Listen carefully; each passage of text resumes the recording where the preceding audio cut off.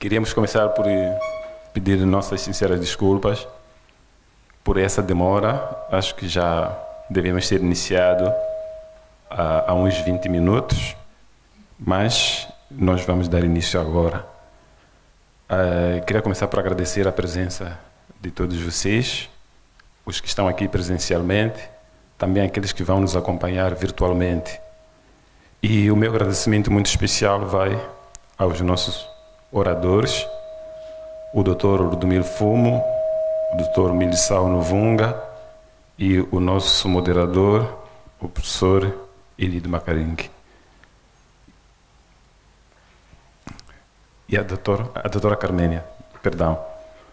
E é o primeiro evento que a Associação Moçambicana de Ciências de Informação e Comunicação realiza neste segundo ciclo de gestão que iniciou em junho.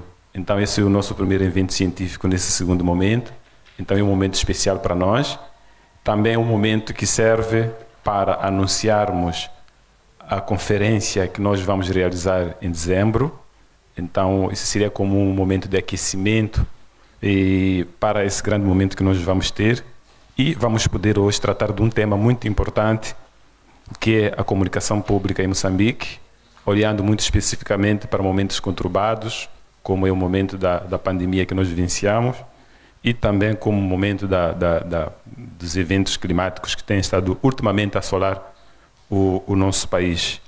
Acreditamos que esse vai ser um momento importante para nós podermos discutir sobre como é que tem sido passada a informação, como é que tem sido a comunicação, principalmente nesses momentos em que a comunicação já é importante em todos os momentos, mas nesses momentos a comunicação torna-se muito mais importante ainda. Então esse vai ser um espaço privilegiado para nós podermos compartilhar com o conhecimento que vai ser trazido pelos nossos oradores hoje, que tem muito a nos dizer, e nós agradecemos por eles terem dispensado o seu tempo para estar aqui nesse momento a interagir conosco. E, porque eu não quero me alongar muito, queria desde já convidar aos nossos oradores e ao nosso moderador para que possam ocupar esse espaço aqui.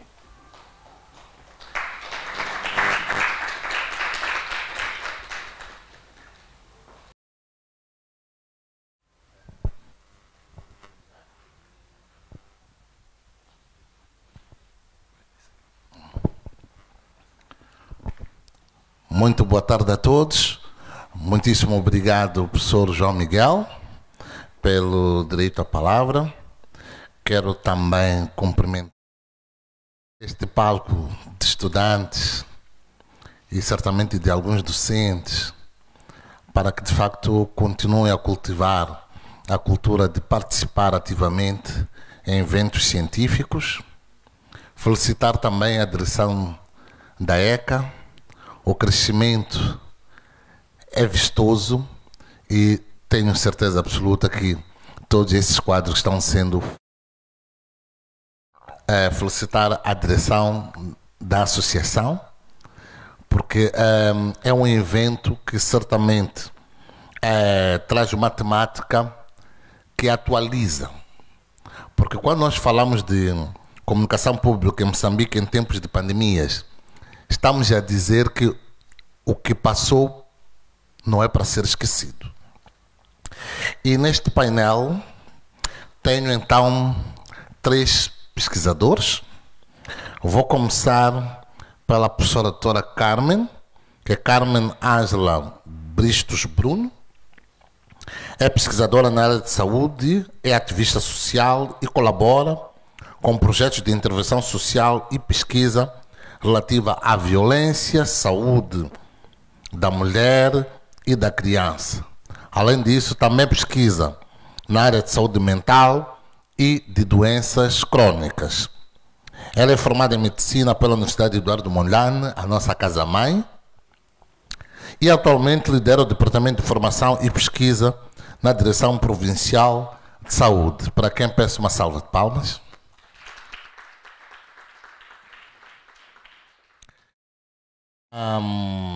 No estudo sobre a violência e o processo de construção do Estado em Moçambique.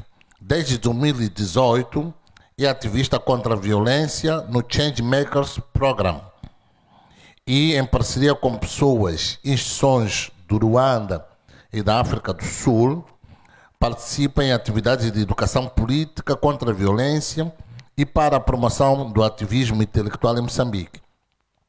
Permita-me, professor João Miguel, enfatizar que o CPCB tem promovido do Milo Fumo, que ele é natural de Maputo, licenciado pela Universidade Eduardo Mondlane em História, é mestre em Antropologia Social, docente da Escola de Jornalismo, membro do Núcleo de Pesquisa do Corpo de Saúde e Doença, né, pela, portanto, Universidade Federal do Rio Grande do Sul. Ele pesquisa na área da antropologia da saúde e doença, antropologia do ambiente e antropologia, portanto, dos desastres. Neste evento de comunicação pública em Moçambique em tempos de pandemias, teremos, portanto, essas duas apresentações. Alguém dirá, mas o professor está a ler ao telefone. É que temos que incluir, promover o uso das tecnologias, não é, em toda a parte. Eu dei aulas no Brasil, numa universidade, só muito rapidamente, em que todo estudante tinha acesso ao tablet ou então a laptop. Tudo que tu falavas, ele pesquisava em tempo real para ver. Então, era a metodologia de aprendizagem nessa instituição, o que naturalmente justifica que a integração das tecnologias de comunicação é fundamental e indispensável para também melhorarmos a nossa comunicação. Peço também uma salva de palmas para o Dr. Ludomiro, por favor.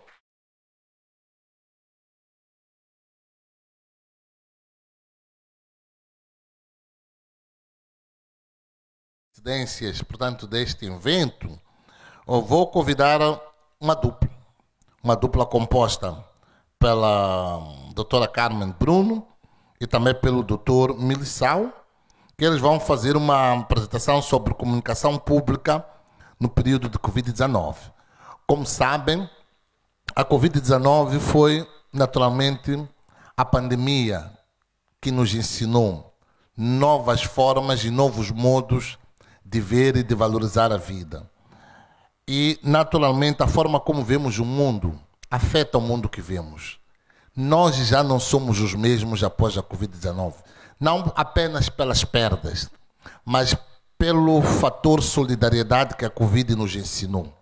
Razão pela qual a humanidade jamais será a mesma. Oxalá que não apareçam novas pandemias para nos forçar a sabermos valorizar o outro. E depois teremos a produção do Dr. Ludomiro, que nos irá falar sobre a comunicação, porque havia direitos fundamentais que tinham que ser colocados em questão, seja também no período de idade, porque havia também direitos fundamentais que o Estado foi apanhado em contrapé, não poderia, portanto, conceder. Então, a comunicação pública é uma centralidade, não é? Neste processo desta mesa, apesar de estarmos nas cadeiras, é uma mesa, não é? Justamente porque ela é condição sine qua non para integrar os governantes, os governados e também os movimentos sociais. Então, por favor, doutora Carmen Bruno e doutor Milissau, para nos falar então quais foram as incidências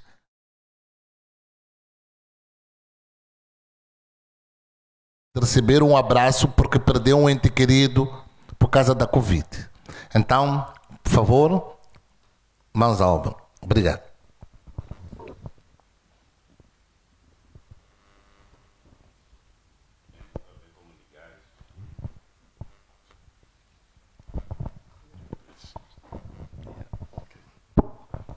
Sim, boa tarde e muito obrigado ao moderador, Dr. Elídio. Bom nos reencontrarmos aqui depois dos nossos trabalhos conjuntos na Unitiva, pelo qual estamos muito gratos, muito agradecidos à SICOM por esta oportunidade de apresentarmos este trabalho. O título da nossa comunicação aqui é Comunicação para a Saúde Pública, e onde nós analisamos o quadro informativo do governo no contexto da pandemia da Covid-19. Nós decidimos escrever sobre isso, principalmente porque nós entendemos que existe uma necessidade de promover um debate multissetorial entre a área de saúde como tal e todas as outras áreas ligadas à política e afetam as políticas de saúde.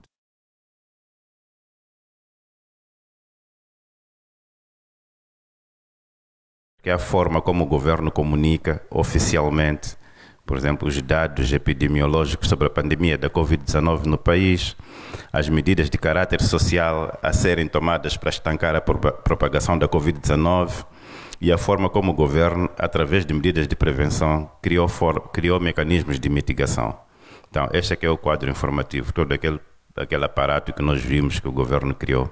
Que nós tínhamos, por um lado, o presidente, tínhamos o primeiro-ministro, tínhamos a diretora nacional da saúde no início e depois outros quadros da saúde a falarem da pandemia. Será que esse quadro foi eficiente, tendo em conta aquilo que é a saúde pública, aquilo que são objetivos da saúde pública? Okay. Então, o que nós fizemos para fazer esse trabalho, tivemos como metodologia, né, olhar para todas as comunicações do governo.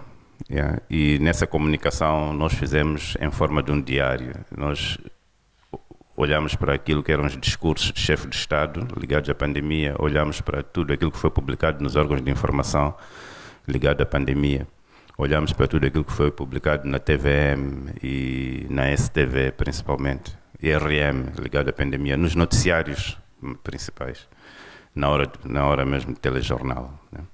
Então, pegamos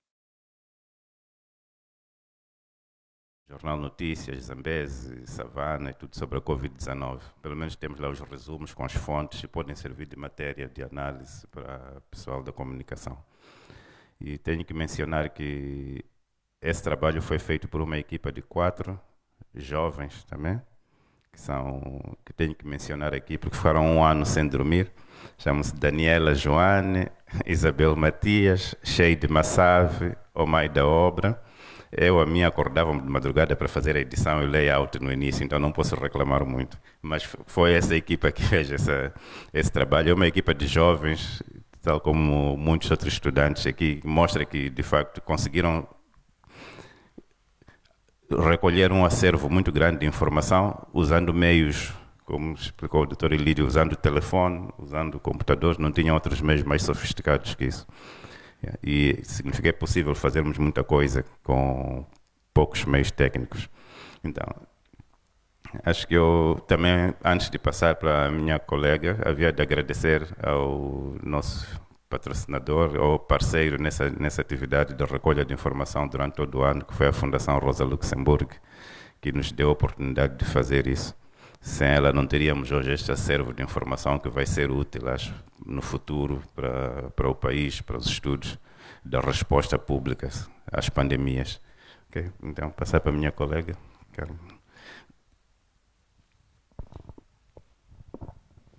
Obrigada, Dr. Milição. No contexto e dando continuidade ao que o Dr. Milição agora acabou de dizer, uma parte importante deste trabalho era como saúde codificar o que é que realmente este governo está a comunicar para as comunidades e, sendo técnica e trabalhando com estas mesmas comunidades, tentar perceber se será mesmo que o que eu estou a dizer no dia a dia a estas pessoas está a chegar como nós gostaríamos que chegasse, para surtir o efeito que realmente é necessário para conter a pandemia. E falando especificamente da saúde pública,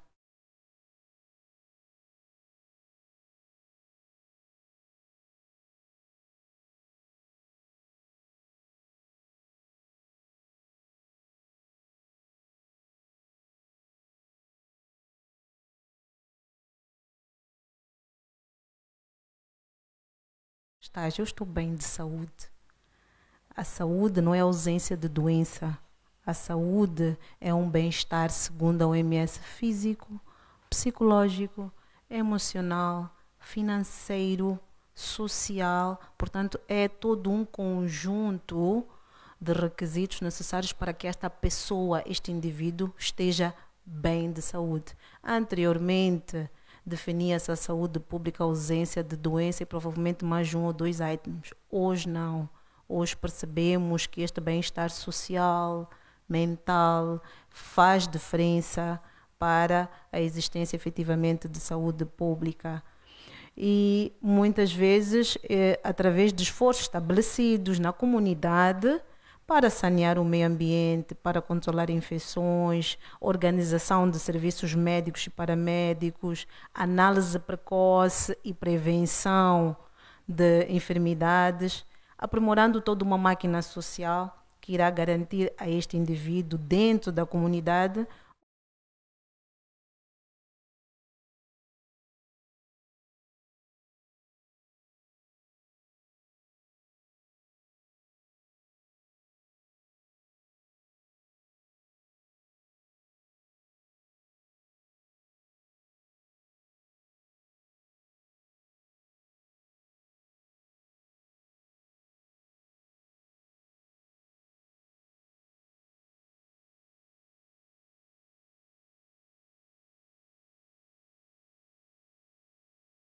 e ou não recônditas, como gerir o lixo ou como gerir uma criança especial em casa. Então, todos estes aspectos têm a ver com esta saúde pública. Portanto, o controle de tudo à nossa volta, o nosso meio ambiente, a promoção sanitária, a restauração sanitária, faz parte desta saúde pública. Portanto, é uma abordagem multissetorial, pluridimensional, que foi exercida no âmbito da contenção da pandemia e que nos levou a refletir com algum ênfase aspectos cruciais na intervenção de saúde pública nas diversas frentes. Existem critérios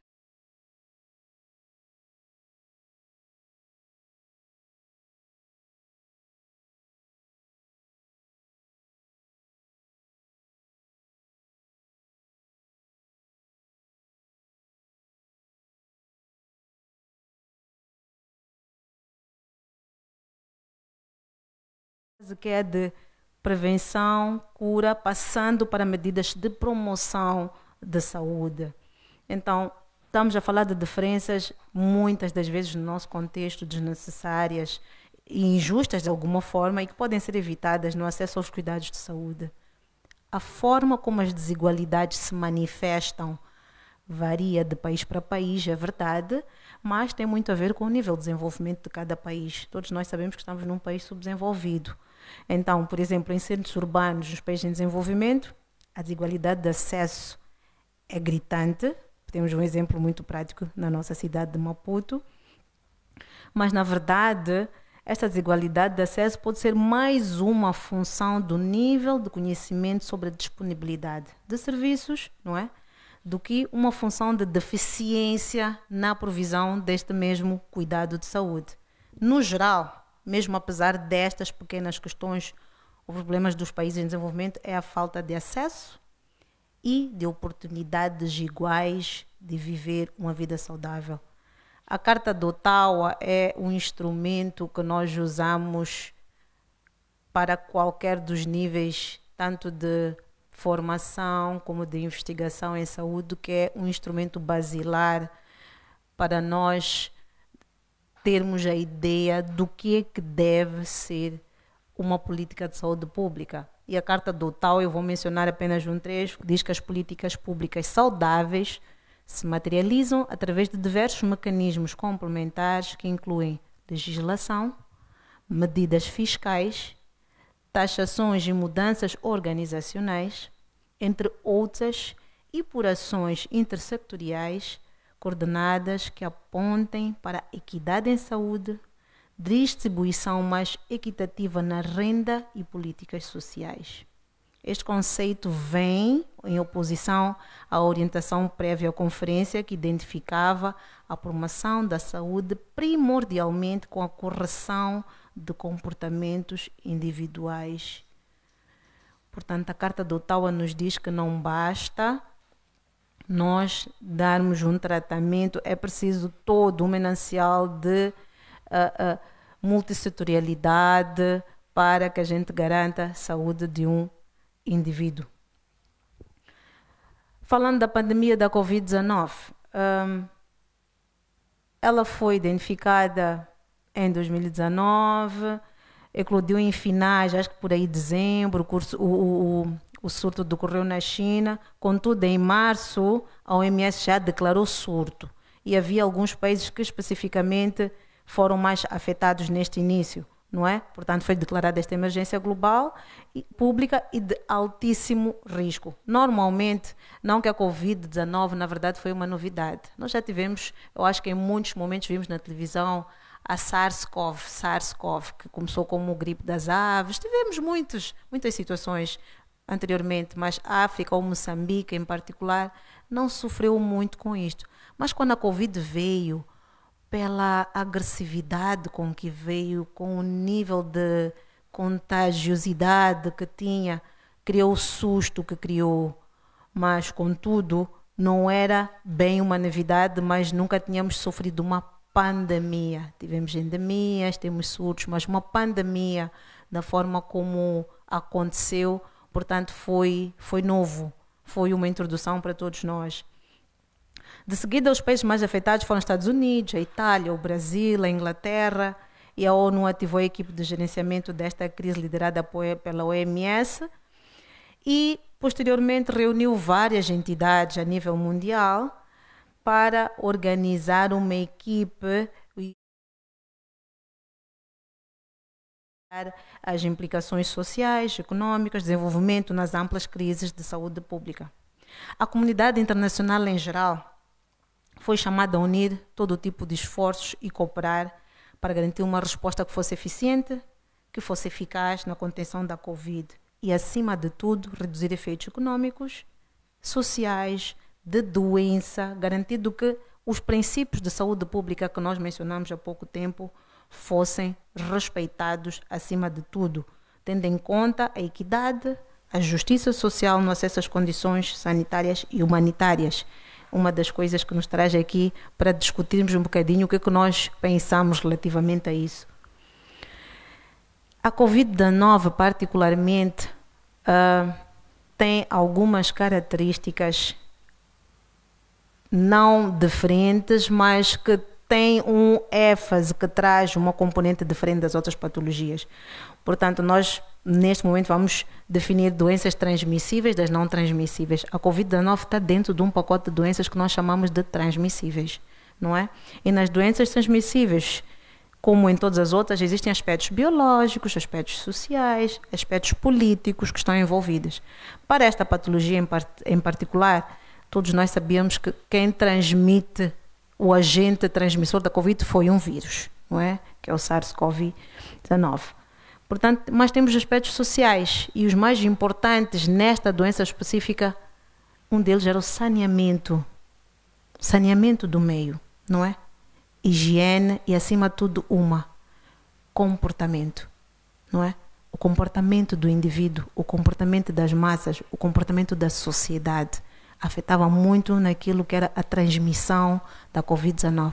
Para nós foi isso uma novidade muito grande. Nós estamos num país do terceiro mundo, onde estamos habituados a viver em aglomerados. Esse é o nosso dia a dia. Aglomerar. E de um dia para o outro alguém nos disse, fechem-se, tranquem-se. Não podemos estar mais de X pessoas num local. Então, foi algo que provavelmente ninguém discutiu, mas tivemos que conviver com isto. E hoje, com a experiência que tivemos, vale a pena discutirmos, vale a pena falarmos, porque, como disse o Dr. Elídio, a Covid não acabou. A pandemia foi controlada. Ninguém diz que não pode voltar. E pelo desenvolver dos comportamentos das sociedades, tanto nossas, subdesenvolvidas, como do exterior, o dia da manhã não se sabe. Então, depois da experiência, vale a pena comunicar, vale a pena trocar experiências relativamente a este assunto, porque amanhã podem ser essas nossas experiências que vão informar as nossas políticas, que vão apoiar os nossos decisores a criarem diretrizes para a contenção de outras pandemias como esta. E especificamente falando de aspectos políticos, nós temos as políticas de saúde pública que foram criadas diretrizes para rastreio, para abordar estes pacientes, para isolar estes pacientes, para tratar estes pacientes. Estamos a falar de questões que têm a ver com a nossa urbanização, com o nosso saneamento, com a nossa qualidade de acesso à alimentação. Vou dar exemplos práticos como vegetais, frutas. Olha, quem é que não gostava de frutas e obrigatoriamente durante a Covid tinha que tomar pelo menos uma laranja diária? Era importante, fazia parte daquilo que nós chamávamos de medidas de prevenção. Muitos de nós não queremos ver o verde de maneira nenhuma, mas naquele momento sentimos a obrigatoriedade ou a necessidade de tomar estes alimentos porque era o que ia aumentar a nossa imunidade. Por outro lado, nós temos doenças que não são transmissíveis. As diretrizes de rastreio são diferentes, a forma de transmissão é completamente diferente. Vou dar o exemplo aqui, por exemplo, de uma hipertensão, uma diabetes. Então, são mecanismos diferentes. Eu vou para a rua e eu não vou ter medo de cruzar com um colega porque ele não vai transmitir diabetes, ele não vai transmitir hipertensão. Mas se alguém me disser ainda que ele esteja sentado a mais de 3 metros de mim, que ele tem Covid, eu quero logo estar a 50 metros do colega. Então, tivemos todos estes aspectos em conta na questão da Covid e também tinha a componente a característica dos fatores de risco tinha um peso muito importante. Socialmente nós tivemos que nos reinventar, familiarmente nós tivemos que nos reinventar. Nós somos africanos e, como africanos, nós temos hábitos muito particulares de ajuntamentos, visitas constantes. Mas na Covid-19, por causa do aspecto biológico deste vírus, nós tivemos que, até no núcleo familiar, ter diretrizes claras de como é que iríamos conviver e comunicar, prevenir, rastrear e até tratar esta doença. Acredito que se nesta sala não tem ninguém que teve Covid, o que é pouco provável, mas houve muita gente que não precisou de fazer um tratamento hospitalar, porque não estava grave, mas teve que fazer um tratamento domiciliar. Portanto, para percebermos que nestes aspectos biológicos da doença, há muitos aspectos com os quais cada um de nós nessa sala teve que lidar e houve múltiplos mecanismos pelos quais nós tivemos que adotar para a prevenção.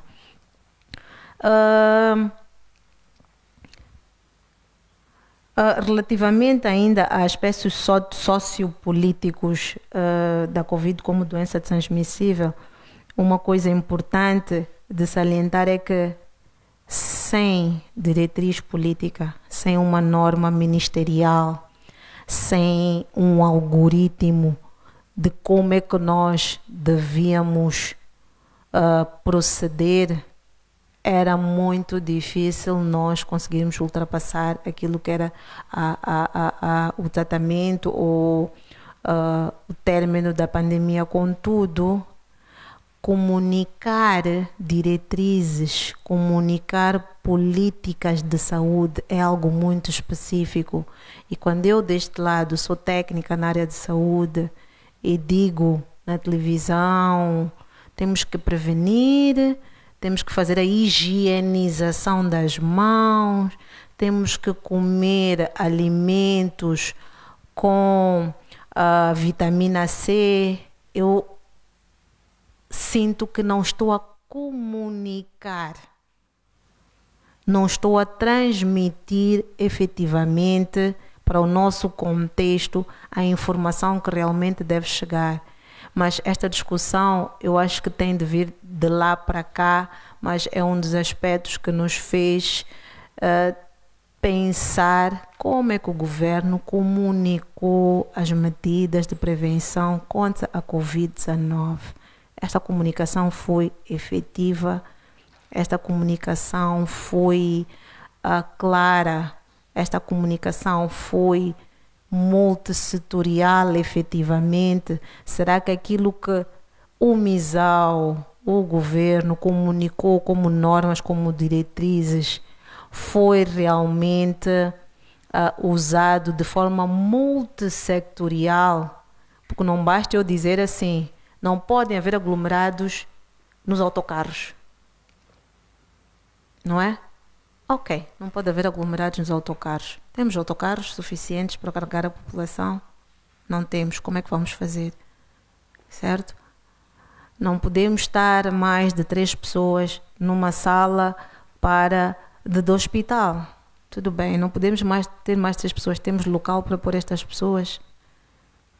As instituições não podem ter mais do que 12 indivíduos numa sala. Como é que vamos trabalhar? Portanto, são estas questões todas que nós, em algum momento, pensamos nelas, neste trabalho, para perceber como é que foi esta comunicação e, efetivamente, como é que esta multissetorialidade, multidisciplinaridade de responsabilidades foi abordada nestas comunicações que o governo foi fazendo. E muito obrigada. Acho que volto a ter minha lição para terminar. Desculpa, eu só queria, para terminar, dizer que nós, aqui em Moçambique, fomos um país extremamente interessante, né? Foi extremamente interessante, porque, como muitos outros, as medidas de contenção da Covid-19 foram no contexto de políticas públicas ou declarações de estado de emergência, praticamente em todo o mundo. E o nosso país não foi diferente. Começou primeiro com decretos presidenciais, depois a Assembleia da República legislou sobre o estado de calamidade pública. Mas o que nós podemos ver é que durante a recolha das notícias, durante esse ano em que recolhemos as notícias, a base da recolha foram os decretos presidenciais. Nós usamos os artigos dos decretos, né, como indicadores para depois ir aos jornais ver que notícias estavam ligadas àqueles decretos, aos artigos dos decretos. Então, praticamente, saíam decretos mensais, acho que eram mensais, do Presidente da República. Então, os números variavam, mas os assuntos eram basicamente sempre os mesmos. Tinha a ver com a abertura de escolas, tinha a ver com questões de horário de funcionamento das instituições, um conjunto de coisas. Então, o que nós vimos na perspectiva de saúde pública, nós vimos que o decreto trazia um grande conjunto de medidas epidemiológicas a nível individual, mas do ponto de vista de saúde pública, tudo aquilo que devia estar regido no âmbito da Covid não estava regido. Todas aquelas notícias que tinham de facto a ver com a dimensão de saúde pública numa pandemia, nós encontramos nos jornais, mas a serem feitos por instituições do ponto de vista voluntário, né? Quer dizer, eram assuntos que vinham na última linha do decreto. Este decreto não impede que outras instituições públicas tomem as medidas necessárias que acharem nas suas áreas. É aí onde entravam todos os assuntos relativos à saúde pública, que tem a ver com habitação, transporte, atendimento, por exemplo, consultas externas, quer dizer, muitas outras questões de saúde, né? Quer dizer, nutrição, como é que as pessoas vão ter acesso a alimentos necessários, acesso aos medicamentos, tudo isso já não vinha regulado no decreto. Então, todos os componentes de saúde pública não foram comunicados, se nós olharmos para o decreto. Não foram comunicados através dos decretos. Foram comunicados de uma forma ou de outra por diferentes instituições públicas, mas não havia obrigatoriedade legal do Estado de implementar ações ligadas à saúde pública durante a pandemia, do ponto de vista promocional. Do ponto de vista punitivo e do ponto de vista individual, que era o modelo antigo, né, da saúde pública, isso foi feito, mas do ponto de vista do modelo sob o qual a Organização Mundial da Saúde e todas as outras instituições globais estavam a atuar na pandemia, isso não aconteceu, não foi comunicado, né, pelo governo. Foi essa a informação que nós obtivemos. Só para dar um exemplo, praticamente tudo aquilo que se apanha na definição da saúde pública, nós tivemos que colocar nos nossos resumos naquilo que é a categoria das notícias indefinidas. Não que as notícias não tenham definição, mas são indefinidas no decreto, porque o decreto é que era a base de análise. Então eram notícias indefinidas no decreto. E, por exemplo, nós, só fazendo um breve apanhado no artigo, depois tem mais notícias. Então, questões ligadas à consulta externa não foram legisladas, questões ligadas ao impacto social da pandemia não foi legislado, questões ligadas à avaliação e monitoria das políticas públicas ligadas à pandemia não foi legislado, em termos de aumento da capacidade logística, né, de atendimento ao público não foi legislado, o impacto da pandemia na economia, nas condições de trabalho, nas condições sociais de reprodução, né, das mulheres, dos homens, das famílias, isso não foi registrado. Mesmo o tipo de cooperação com parceiros internacionais também não foi registrado. E também até tivemos outra categoria onde punhamos outras matérias, né, que eram matérias transversais, que também foram muito pouco legisladas. Então, discussões sobre a revisão de salários mínimos, orçamento do Estado, revisão judicial, por exemplo, foi preciso adequar o sistema judicial à questão da pandemia. Isso tudo não foi legislado. Foi legislado a parte punitiva, né, que é a celeridade processual para julgar pessoas que fossem apanhadas a violar o recolher obrigatório, mas não houve uma celeridade processual para atender pessoas que tiveram problemas laborais por causa da pandemia. Então, esse tipo de assuntos que têm a ver com a saúde pública da pandemia não foi legislado.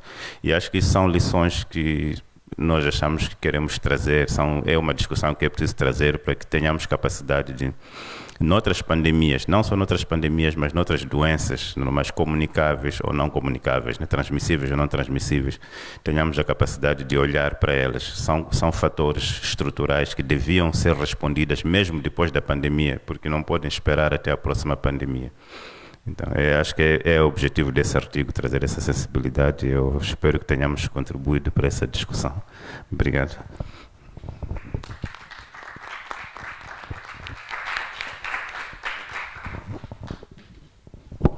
Bom, acabei ficando com 2 microfones. Queria pedir apoio. Parece-me que este está com... Agora já funciona? Acho que sim, não? Peço o apoio.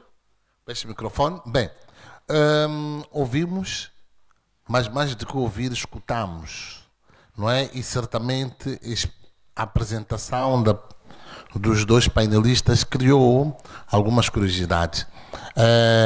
Nós, enquanto professores, sempre sabemos que temos que interagir. A comunicação é assim.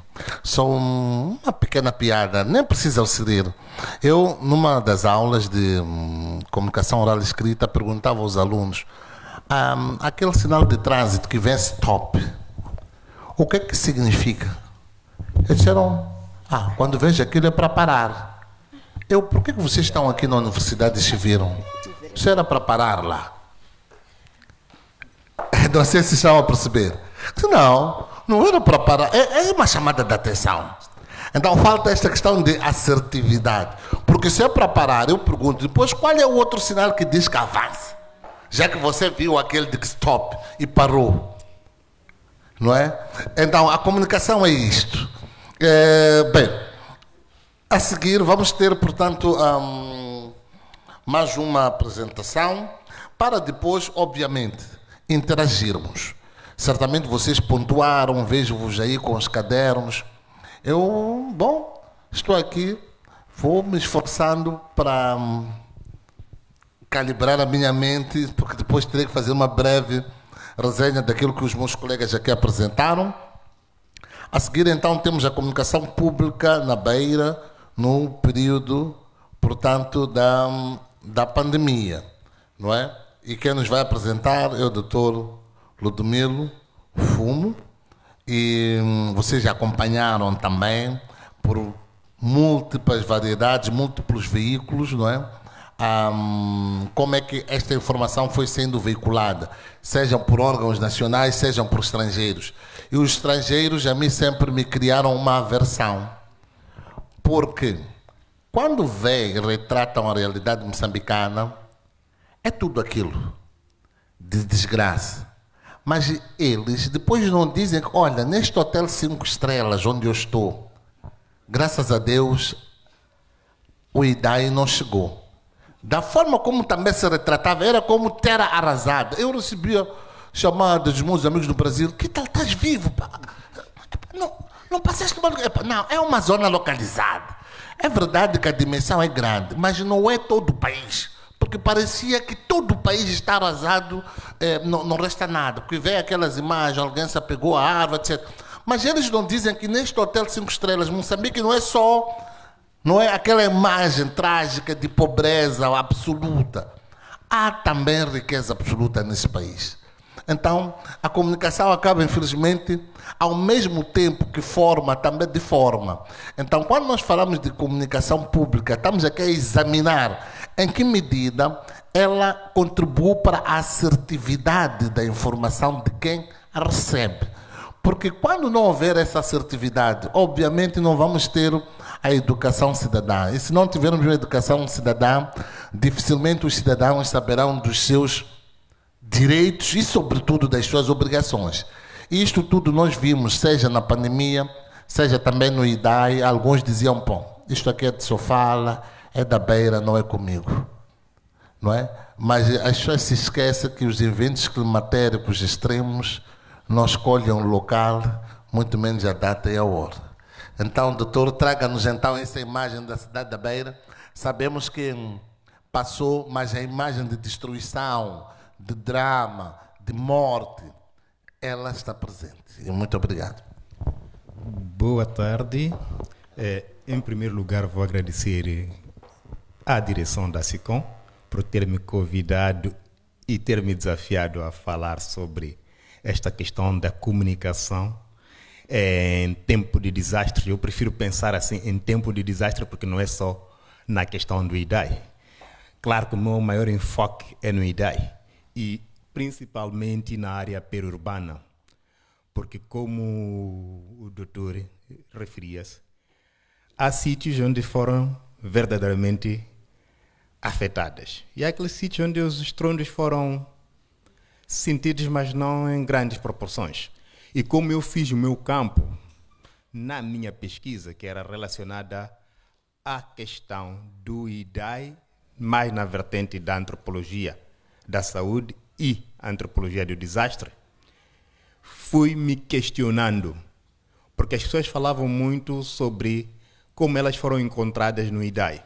Algumas pessoas foram encontradas dentro de casa, e eu perguntava-me, com tanta comunicação que a gente teve, eu nesse tempo estava no Brasil, com tanta comunicação que eu tive até no Brasil, como é que as pessoas que estavam no epicentro não tiveram a mesma comunicação? Aí foi-me abrindo um pouco a mente para poder analisar isso. Mas primeiro vou dizer como é que está caracterizada a cidade da Beira e qual é a população colocada mais na área que eu estudei, que referi-me como a periurbana.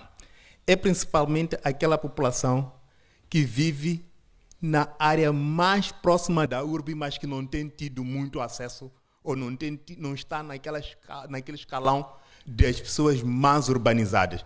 Pelo que tipo de coisa a gente usa para olhar para isso? A habitação, onde é que vivem. Normalmente são as casas que não têm resiliência nenhuma para tempestades. Alguns vivem do quê? Vivem do trabalho como empregado doméstico, vendedores ambulantes e pessoas que, na verdade, não têm, em algum momento, algo a fazer. Dependem do que vai surgir esse dia. Por exemplo, as pessoas vão para o Porto da Beira para carregar mercadorias como estivadores. E que alguns não são pessoas contratadas para o trabalho diário. O trabalho, há dia que sai, vai e não tem nada para ele. Então, são pessoas que estão localizadas num sítio específico. Para pensar a cidade da Beira, é preciso ver que a afluência dessa população começa mesmo com a colonização, depois da Conferência de Berlim. Quando começa a construção do porto, lá por volta de 1891, mas que foi aprimorada essa construção em 1926, em 29 começou o uso da primeira parte, embora a construção não terminou durante muito tempo. É a população que vem dos distritos do interior, que vem das províncias vizinhas, como o caso de Tete, Manica, mas alguns também vêm das províncias do norte, como o caso de Nampula. Claro que existe também uma grande população que vem da Zambésia. Esses vão se fixar principalmente na área da Munhava Matope, que hoje é Munhava Matope por causa do tipo, faz parte, na verdade, da Munhava Central. Passa a ser Munhava Matope, que é um dos bairros mais populares da cidade da Beira, porque é uma área que quando chove facilmente tudo vira lama. E é onde essa população vai habitar. Por quê? Porque primeiro vão habitar dentro das companhias ou dos edifícios construídos dentro do porto. Mas quanto mais casavam e iam buscar as suas famílias, vivem ou vão morar ao lado do porto. Só atravessam a estrada, estão ao lado do porto, em casas precárias, principalmente porque não era permitido construir casas de longa duração. Sabia-se que a qualquer momento aquela gente podia sair para a urbanização da área. Essa gente vai viver no Munhava Matope, depende de um trabalho sazonal no Porto da Beira e estão em condições precárias. Vão surgindo bairros que nos outros contextos são considerados como bairros de lata, mas eu prefiro não, porque ultimamente existem também lá algumas casas que ainda vale a pena considerar como bem edificadas, embora a maior parte são casas precárias. Outra população é aquela que vai viver próximo à cidade no decorrer da Guerra Civil, que também vem do interior da província de Sofala, em distritos como Maromeu, distritos como Nhamatanda, mas também populações que vêm de províncias vizinhas, como os de Tete, Manica, Zambésia e alguns de Nampula. Vêm à Beira durante a guerra, no final, na fase tardia da Guerra Civil, dos 16 anos, e que vão se assentar naquela zona ao lado da praia, que era vegetação, uma área de proteção costeira. E vão explorar aquele espaço. Vão construir as suas habitações, que são proibidas pelas autoridades de serem edificadas de forma permanente. Claro que numa outra fase, quando acontecem alguns incêndios, vão morrendo algumas pessoas por causa do tipo de habitação que existia. São permitidos a construir alguma casa de alvenaria, mas que não garanta uma resistência, porque um dia seria destruída. Essa é a informação que eles têm. A minha pesquisa foi de caráter etnográfico, porque estava a fazer mesmo uma etnografia, que era conviver com aquela gente, conversar com aquela gente, aprender deles tudo o que tem a ver com aquele espaço. E tudo o que tinha a ver também com o ciclone Idai. E como é que isso impactava na vida deles. Isso era essencial. Vou ver que dessas populações que estão ali, formam um variado multiétnico de pessoas. E que a língua mãe daquela zona, ou a língua considerada daquela zona, é um Ndao.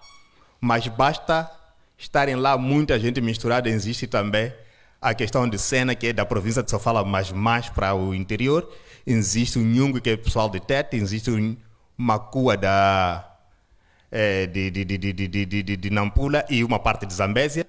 Mas também vamos encontrar uma parte da população que sai do norte da província de Inhambane, os falantes de Tsua, que é uma população minoritária, mas que vai se fixar lá. Agora, é preciso olhar que o ciclone, dentro daquilo que é a reflexão de desastres, eu procurei pensar nele a partir de estudos da antropologia de desastre com o Oliver Smith, que vai dizer que os desastres sempre têm reflexo nas questões ou nos processos socioeconômicos em curso. Olhar que as pessoas que vão ser mais afetadas quando acontece um evento desses são os mais vulneráveis, aqueles que não estão em condições de fazer nada para evitar. É nesse, entretanto, que, em parte, faz-me recordar aquilo que o professor Boaventura Sousa Santos falou ou escreveu quando falava da pedagogia do vírus durante a decorrência da Covid, que a Covid iria afetar a todos, mas os efeitos da Covid iriam selecionar um certo grupo, que são aqueles que que são vulneráveis socioeconômicos. Esses é que são mais afetados quando se trata de questões como Covid, quando se trata de desastres. Não são todas as pessoas. Se formos olhar para a cidade da Beira, também há casas que são destruídas ou que sofrem alguma queda de alguma coisa, seja de vidros, seja do teto, na parte central da cidade, como a zona da Ponta Geia, como a zona do Mataquá, do Macuti, que são zonas de elite. Mas essas pessoas têm capacidade de, no dia seguinte, renormalizarem a sua vida, voltarem a... Agora, aqueles que são afetados em zonas periféricas ou periurbanas, como na Munhava, Matope, como na Praia Nova, que são os locais que mais visitei, são pessoas que levam anos para recuperar. Algumas são arrecentadas, mas outras não são arrecentadas e voltam a viver naquele sítio. São pessoas que normalmente estão em potencial risco quando se dá algum evento idêntico.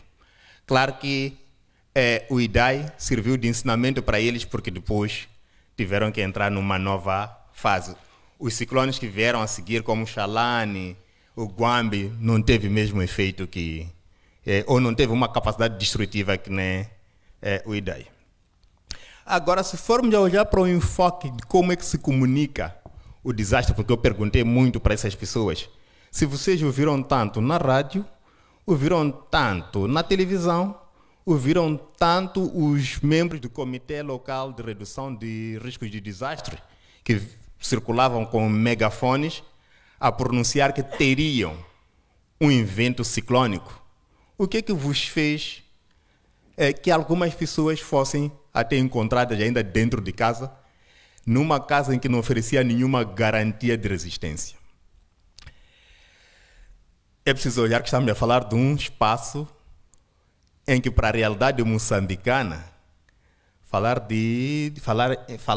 comunicar depende também da língua.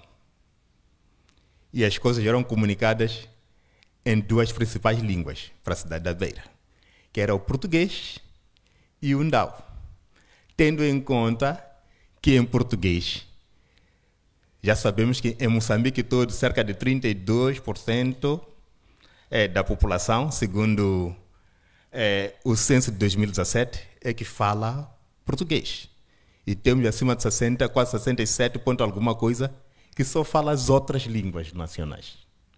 Então, esta população, como eu já bem disse, é um grupo específico, aliás, é um grupo com uma mistura maior. Há muitas línguas que têm que ser anunciadas, mas vai ser comunicado que vai ocorrer o ciclone em português e ndau. E mesmo em ndau, há uma comunicação que é feita.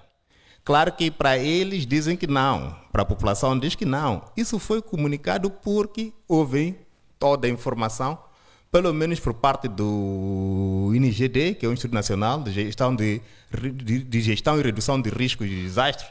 Estavam lá as pessoas do Comitê Local a anunciar. Na rádio, o governo, que é a nível central, tinha mandado informação de que tínhamos um evento X e tínhamos que ter cuidado. Mas, quando é comunicado na nossa língua ou em ndau, existem aqueles que não percebem bem ndau. O que é que se diz? É que vai ocorrer um PEP. Um PEP para os ndaus, tanto para os outros que nem são ndaus, mas percebem só um pouco ndau porque vivem naquele sítio. Em referência a vento. E para pessoas que vivem na Praia Nova, para quem Imagino que muitos estudantes não conhecem bem a Beira. Praia Nova está logo ao lado da área urbana, perto do Paço Municipal, mas é um espaço pequeno que pertence ao Chaimite, que é o local onde está o Paço Municipal, que são casas, na maior parte, precárias. Mas que vivem do quê?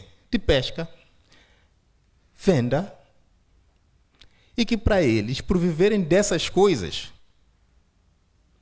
questionavam-se se nós aqui temos tido um PEP normalmente, e um PEP que eles estão a referir que será forte, para nós temos tido por qualquer tempestade ou qualquer maré daquelas que vêm com vento, nós temos que prestar atenção.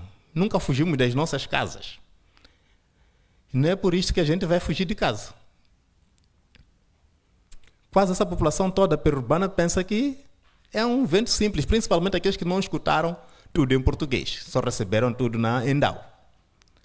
Por isso que muitos são encontrados dentro de casa. Alguns começaram a fugir quando o evento em si vai acontecendo. É que fogem para os sítios seguros.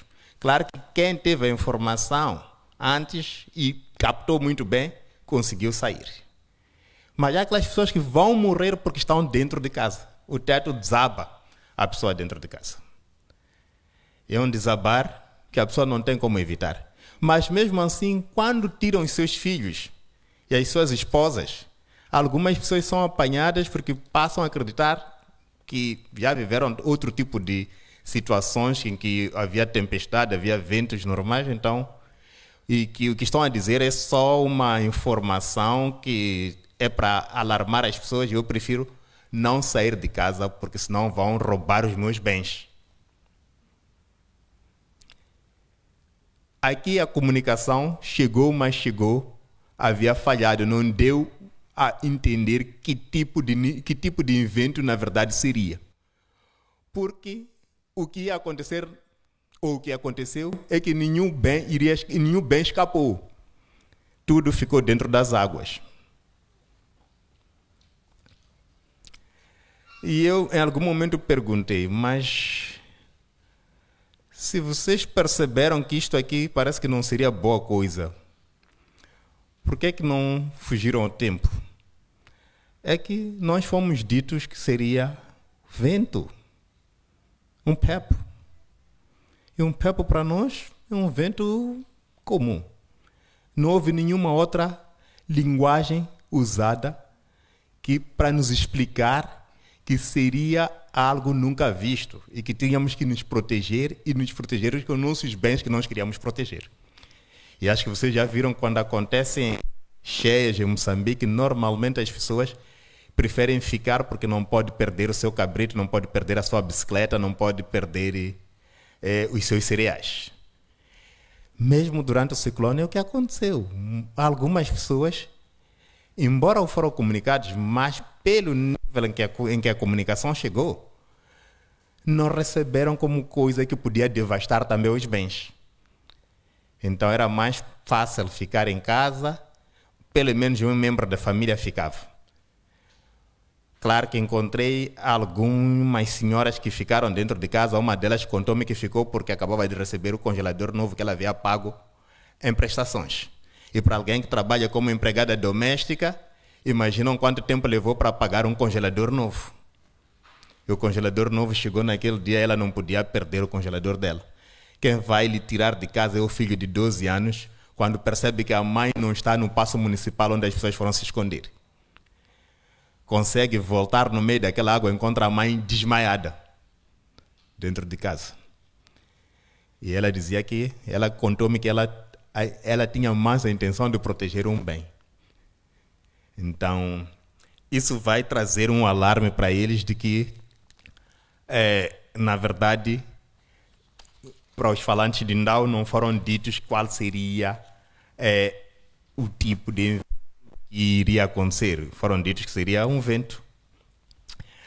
Agora, é preciso também pensar que as populações periurbanas são aquelas populações pouco escolarizadas, pobres e com difícil acesso de informação, porque alguns também nem tiveram informação, porque há quem me contou que Estava em casa porque ele sabia que alguma coisa ia acontecer, mas não lhe informaram especificamente o que era. E que tinha capacidade de matar. Então, aconteceu aquilo e só conseguiu sair, tudo estava inundado, e porque a irmã passou dali a lhe chamar, porque vamos lá. Nessa perspectiva, eu considero que em tempos de desastre há necessidade de se comunicar numa perspectiva mais abrangente. Claro que a rádio, a televisão, os comitês locais de gestão de risco, de gestão de redução de risco de desastre, fizeram seu papel, mas a população considerou que a comunicação não foi fluente na linguagem que foi usada, e que precisava se aprimorar mais. Por exemplo, dizem que nos outros ciclones que existiram, como eles já tinham em mentalidade o que era, já tinham mentalizado que não era tanto um PEP como se refere, era outra coisa. Passaram a buscar mecanismos de segurança maior. Com isto espero ter aberto um certo espaço para debate, mas também para que os comunicadores busquem estudar mais que tipo de comunicação tem que ser feito em tempos de desastre, ou como é que deve ser feita essa comunicação para ser mais abrangente principalmente para as comunidades menos ou desprovidas de informação, num sentido mais amplo, né? Porque para algumas pessoas têm acesso à maior parte da informação, mas existem aqueles que não têm. Como é que isso pode ser comunicado e de que forma essas pessoas vão acatar essa informação? Obrigado.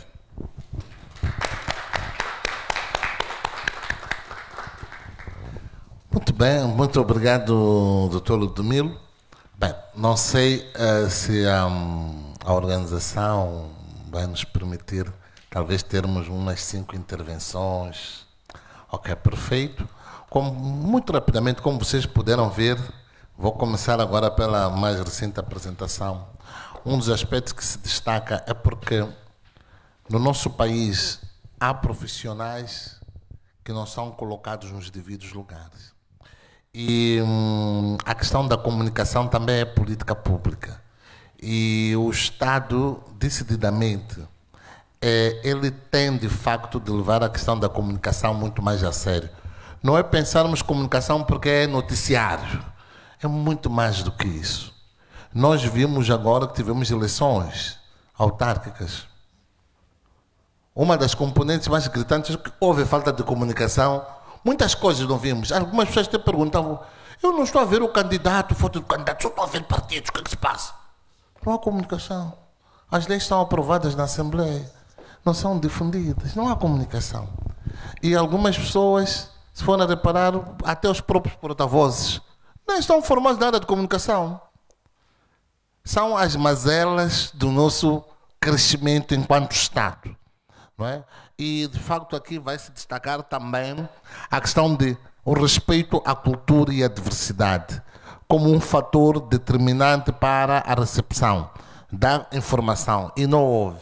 E como nós sabemos também, as pessoas dão muito valor ao pertencimento. Nós, quando vimos o professor Ludmilo estava a falar do processo de luta de libertação nacional, colonização, etc.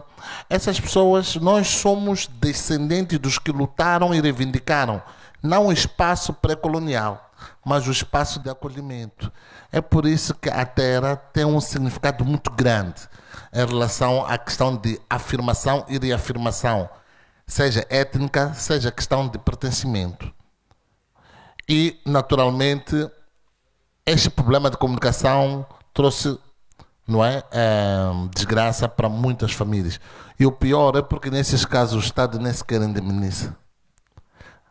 Quando nos apresentaram a questão da Covid-19, podemos claramente ver que, não só em Moçambique, como também em outros países, alguns Estados mostraram-se muito mais autoritários. porque naturalmente no processo de educar ou reeducar a população para o cumprimento das medidas sanitárias, foram violados vários direitos constitucionais. O direito de ir e vir. Algumas liberdades fundamentais também foram violadas neste contexto. Mas por que elas foram violadas? Porque também o processo de transmissão da informação, ela não foi muito mais abrangente. É preciso compreendermos que a comunicação integrada, ela pode até funcionar, se calhar, em lugares ou nas grandes cidades. Mas quando tu sais das grandes cidades, há um problema muito sério. É por isso que algumas pessoas saíram das grandes cidades para as zonas suburbanas para se divertir, não é? E lá também eclodiam bastante, portanto, o número de infecções. Então, estes dois painéis trouxeram claramente aqui a necessidade desta plateia respeitosa. Temos aqui professores, mas sobretudo vocês são estudantes, para ver o quão é importante.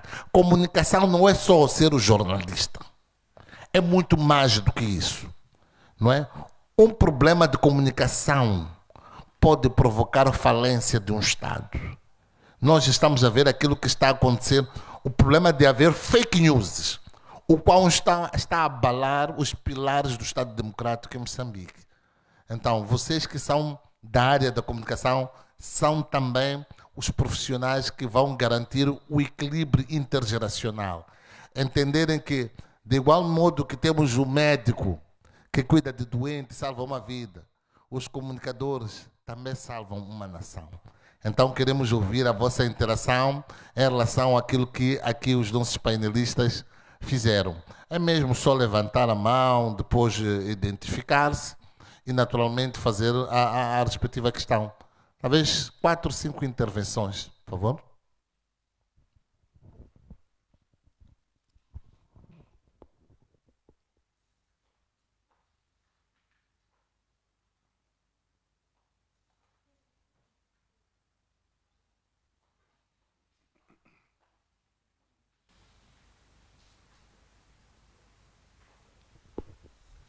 Boa tarde.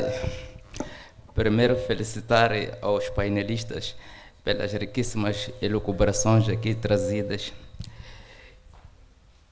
Eu ia começar mesmo por citar Foucault. É que para Foucault, comunicação é poder. E mais adiante ia dizer o seguinte, que quando não se comunica, aumenta-se a pobreza e a brutalidade no mundo.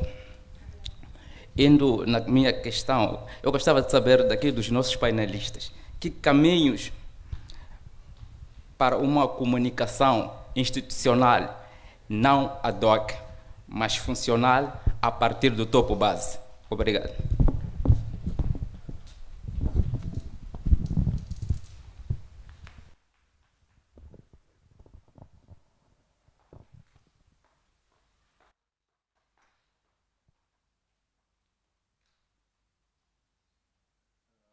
Alô?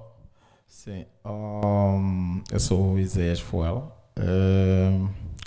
Realmente quero agradecer a partilha dessas investigações, que são bastante ricas e realmente levantam uma série de questões, de problemáticas e tal. Realmente a comunicação é complexa, temos que reconhecer, e penso que os estudos mostraram isso. Eu queria, não é exatamente uma pergunta, é uma reflexão junto ao Ludomilo, porque realmente as nossas línguas, principalmente porque nós não as usamos frequentemente, principalmente nas zonas urbanas, e as traduções, quer dizer, nós temos um bombardeio, nós na escola aprendemos uma série de informações em outra língua, diferente daquela que a gente usa, a maior parte das comunidades usam. Então, veja só, eu não conheço muito bem o Ndao, mas eu estou aqui a imaginar, por exemplo, o Xangana, que é a minha língua. Nós temos a Moia, né? Moia, e depois, numa situação de ventos talvez fortes, vunguane, não sei o que. Mas olha, será que estão ao nível da dimensão do tal vento do Idai? Eu penso que as nossas línguas realmente precisamos, neste processo da tradução, há um trabalho intenso que deve ser feito. E eu recordo-me há anos, quando eu estava a fazer o meu mestrado, e eu estava a estudar a questão das informações de agricultura que os voluntários recolhem dos sites para depois disseminar para a comunidade. E eles recolhem essas informações nos sites em língua portuguesa e depois têm que fazer a tradução. Um dos grandes problemas é como é traduzir determinados termos. Há uns termos que a doutora Carmen pronunciou aqui, eu não sei como é que podemos fazer em português ou em Xangada. Então, é todo um processo complexo aqui que eu não sei como... Não a ideia de dizer que os jornalistas, os comunicólogos são um problema e tal. Não, o problema é muito mais complexo e eu penso que isso exige a todos nós para resolvermos.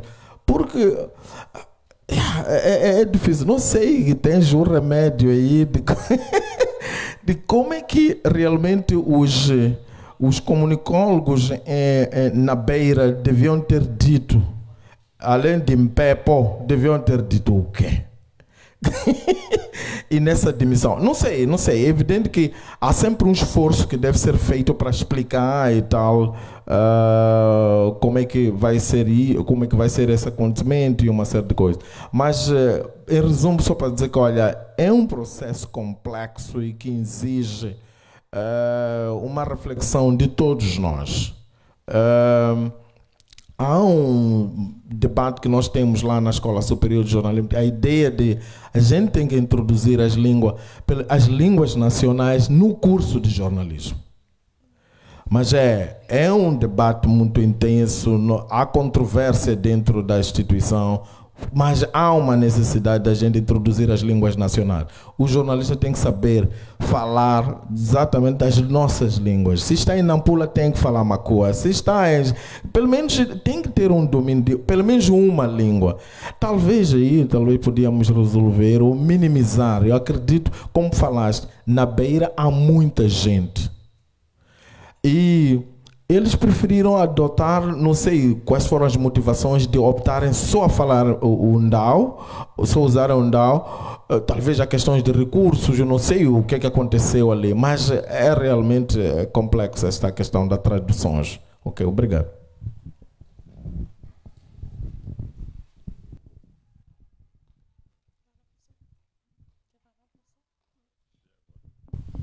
Boa tarde. Bom, queria felicitar aos oradores por nos trazer essas duas perspectivas, uma na perspectiva da saúde e outra numa perspectiva socioantropológica. De fato, são duas perspectivas que, no final, acabam se cruzando, até porque a comunicação, né, quando nós pensamos a comunicação, tem esse caráter transdisciplinar ou interdisciplinar. Então, isso também acaba, muitas das vezes, quando nós não comunicamos devidamente, é porque ignoramos o fato de nós lidarmos com uma área que é muito, estava aqui se referenciando, que é uma área muito complexa, dada a sua própria natureza. E muitas das vezes acabamos transmitindo informação. Transmitir informação, nós temos muita informação, mas comunicarmos aí já é outra coisa, né? Então, muitas das vezes, acredito que todos nós, os agentes públicos, acabam pensando que ao transmitir a informação já se resolveu o assunto. E se esquece que comunicar é muito mais do que isso. É um processo que requer da parte de todos nós, uma atenção muito especial. E então eu só queria saber da vossa parte como é que nós podemos transitar um pouco de uma perspectiva mais linear de passar informação, se calhar para nós comunicar muito mais, né? Nesse sentido, inclusive referenciado aqui de percebermos os detalhes da própria língua que nós comunicamos, que é para permitir de fato uma comunicação mais efetiva.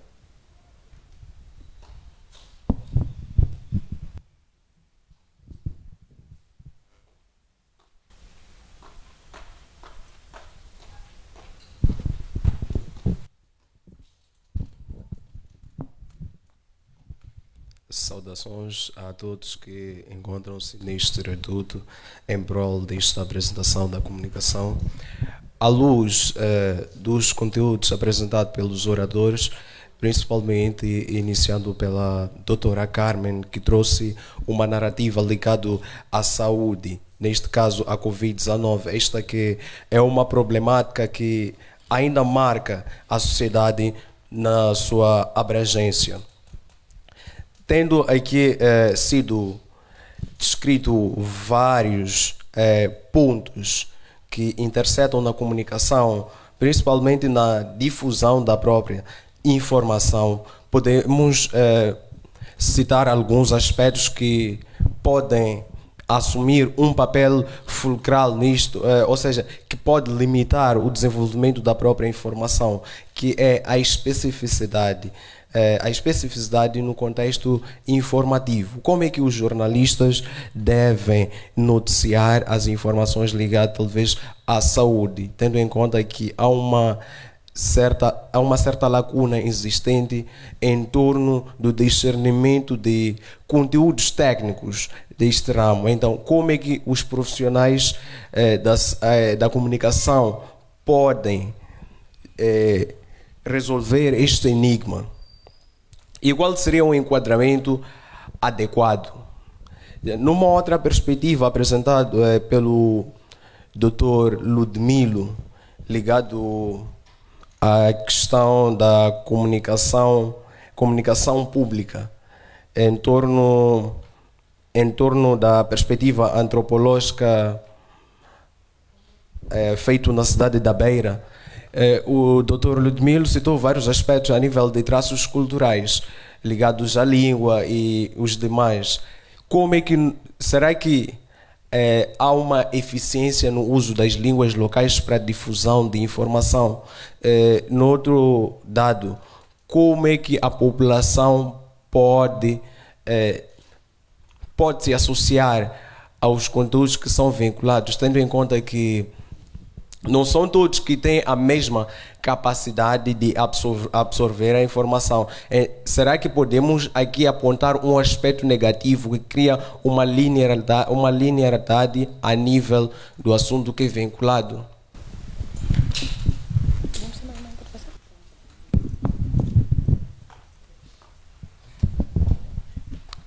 Boa tarde a todos.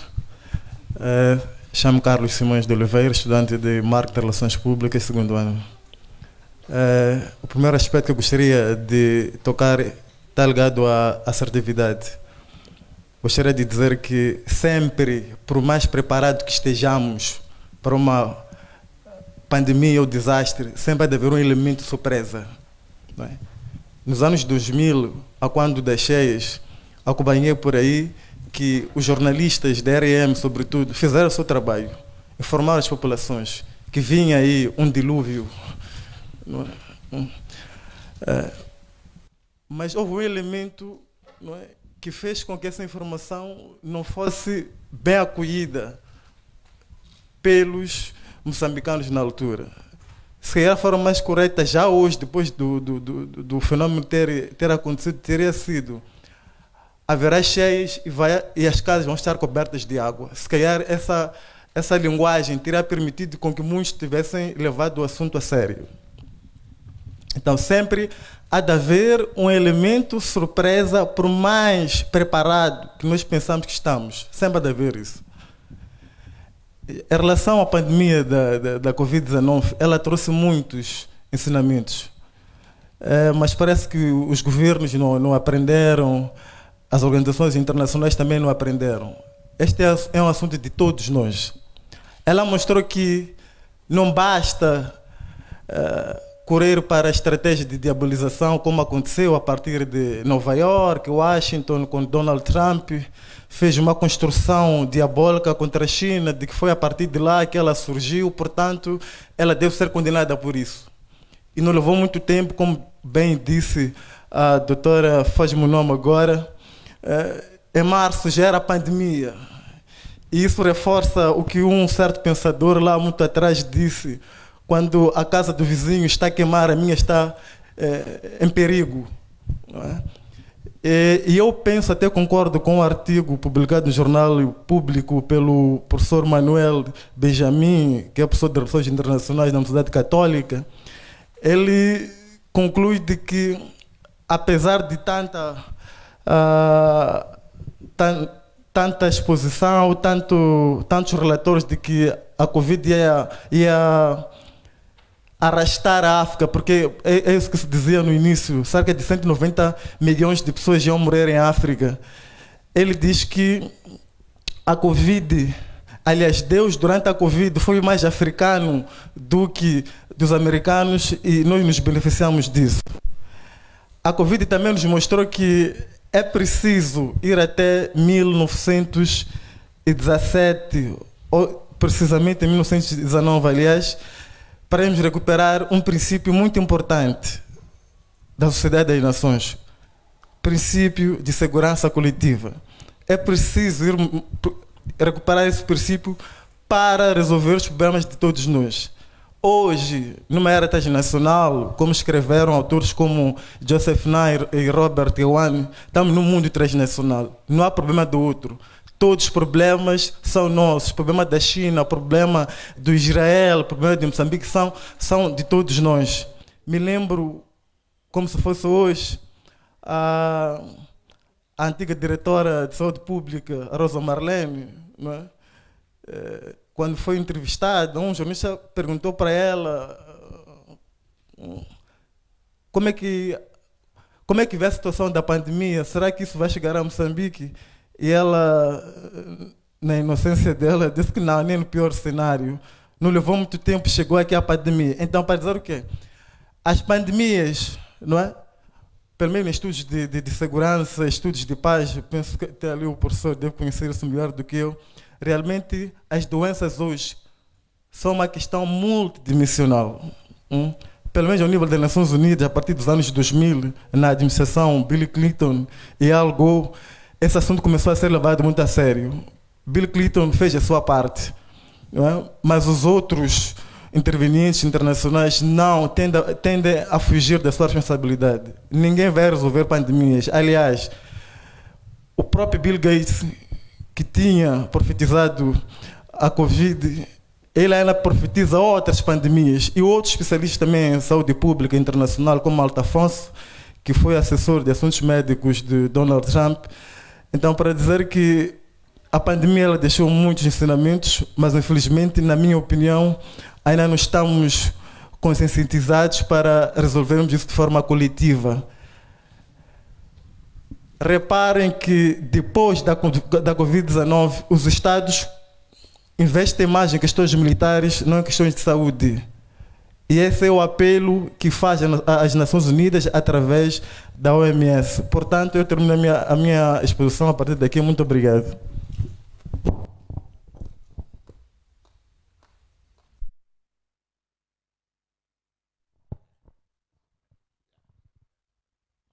Penso que já houve intervenções suficientes, mas não queríamos cooptar a liberdade intelectual de ninguém. Alguém mesmo está ali na curva dos 90, mais de 1 minuto? Não, não é? Não? Ok. Bem, foram lançadas questões muito pertinentes, o que revela naturalmente que a fertilidade de ideias do outro lado deriva da riqueza das intervenções deste lado. Então, mais uma vez vou dizer o seguinte: uma salva de palmas não só para os painelistas, mas também para os intervenientes do outro lado. Muito obrigado. Então, bom, vou pedir o outro microfone para facilitar aqui as intervenções. Algumas foram direcionadas, outras intervenções nem tanto, e vão se sentindo com a liberdade de efetivamente responder.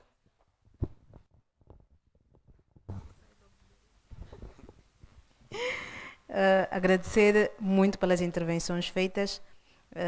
Ao longo da minha explanação, acho que em algum momento eu disse há coisas que eu não vou dizer agora, porque é mesmo para provocar algumas questões, algumas perguntas. Eu não vou trazer aqui respostas, por uma razão muito simples. Eu não sou técnica nem especialista na área de comunicação, contudo, como médica, é uma das obrigatoriedades de um médico saber ou buscar saber comunicar. Porque o nosso trabalho é essencialmente comunicação. Eu não vou tratar um paciente se eu não comunicar com este paciente. Antes mesmo de fazer uma intervenção, eu devo conversar. E esta conversa não é transmitir uma informação, é comunicar. Porque eu preciso da autorização, anuência desta pessoa para que eu possa cuidar dela.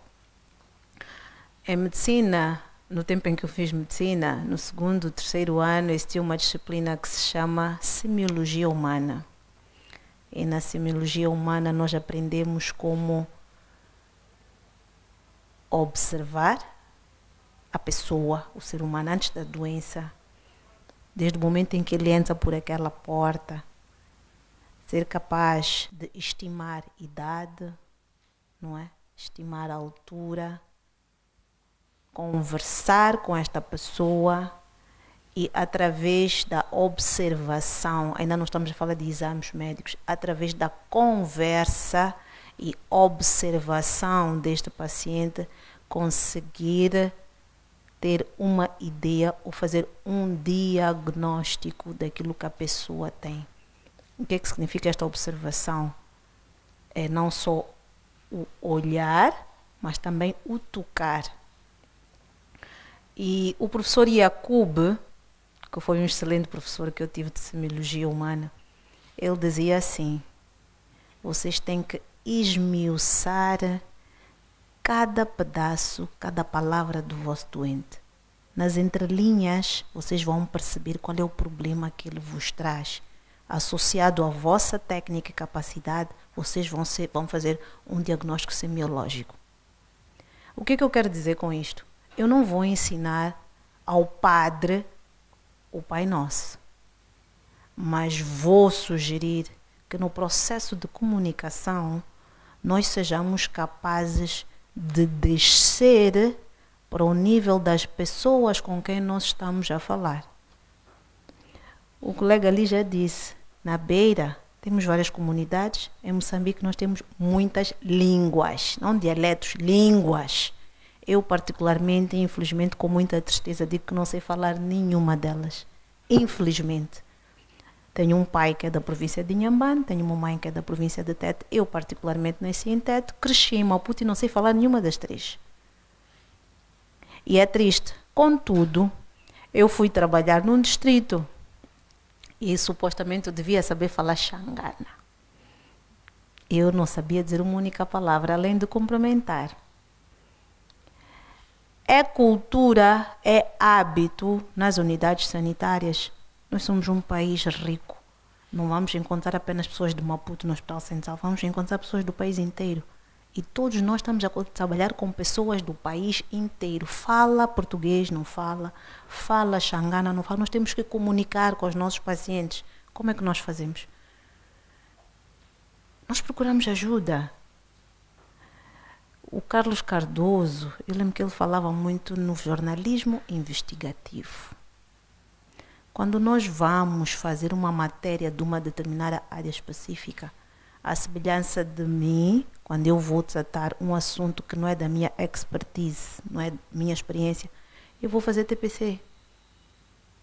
Há sempre, sim senhora, expressões muito técnicas, mas se há tempo para fazer, para construir esta notícia, por que não ir fazer o TPC? Vamos nos informar. Eu não sei como é que vocês fazem, acho que escrevem a matéria, né, antes de passar. Vamos fazer o TPC. Aquilo que eu não entendo, eu vou consultar alguém da área. Mas, acima de tudo, se eu vou falar aqui de semiologia, eu tenho que saber explicar ao meu doente o que é semiologia nas palavras dele, nas palavras que ele perceba o que é que isso significa. Eu vou dar um exemplo. Eu tenho um doente hipertenso, que associado a esta hipertensão, a gente descobre que ele tem HIV e que ele tem que fazer um tratamento inicialmente de 6 meses, preparativo para o início do tratamento antirretroviral, que é a tomada dos comprimidos do HIV. Eu não vou simplesmente dizer ao meu doente, olha, esse resultado deu positivo, o senhor tem tensão alta. A quem não sabe o que é tensão alta, e devo vos dizer que trabalhei em Marraquém quase 6 anos, e há quem não sabe o que é tensão alta. A maior parte da população assume que quando dói a cabeça, eu já me esqueci da expressão em Xangana, eu sou hipertenso. Eu sofro de tensão. Tem a certeza? Sim, senhor. Como é que sabe? Já fui ao hospital alguma vez me dizer, não é a primeira vez. Como é que sabe que sofre de tensão? O que é tensão alta? Então, nós temos que ter a capacidade de explicar às pessoas o que é cada uma destas doenças. Não é? O que é ter o HIV? E eu, honestamente, falava com os meus doentes como simplesmente estivesse a falar com uma criança. É preciso nós descermos e dizer, olha, o HIV é uma doença, contudo, ser seropositivo, não é? E ter SIDA são coisas diferentes. Tu podes ter HIV positivo e não ter SIDA. O que é SIDA? É tu já teres as manifestações, a doença, já tens o teu corpo afetado, já não consegues andar, tens muitas dores, já apanhas, o teu coração já não bate. Quer dizer, eu tenho que tentar explicar para esta pessoa de forma mais simples possível e imaginária para que ela perceba o que é a doença dela. Eu penso que este exercício pode ser feito em qualquer área de atuação. Eu não vou falar termos técnicos, não é? Quando vou falar com comunidade. E ainda assim, se aquele termo corriqueiro simples que eu for usar for difícil na língua em que eu me estou a expressar, eu vou pedir a um tradutor ao meu lado, que é a cultura nossa como saúde, andar sempre com agente comunitário de saúde. São estas pessoas que nos ajudam a comunicar.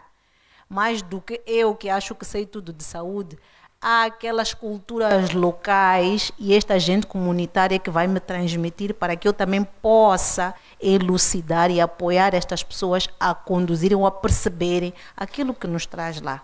Esse é um aspecto que acho que engloba as questões que o colega colocou, mas também aqui que um colega lá atrás disse, como traduzir questões técnicas de saúde se temos muitas línguas. Dependendo da área onde estiverem, vão buscar alguém da comunidade para vos ajudar a trabalhar.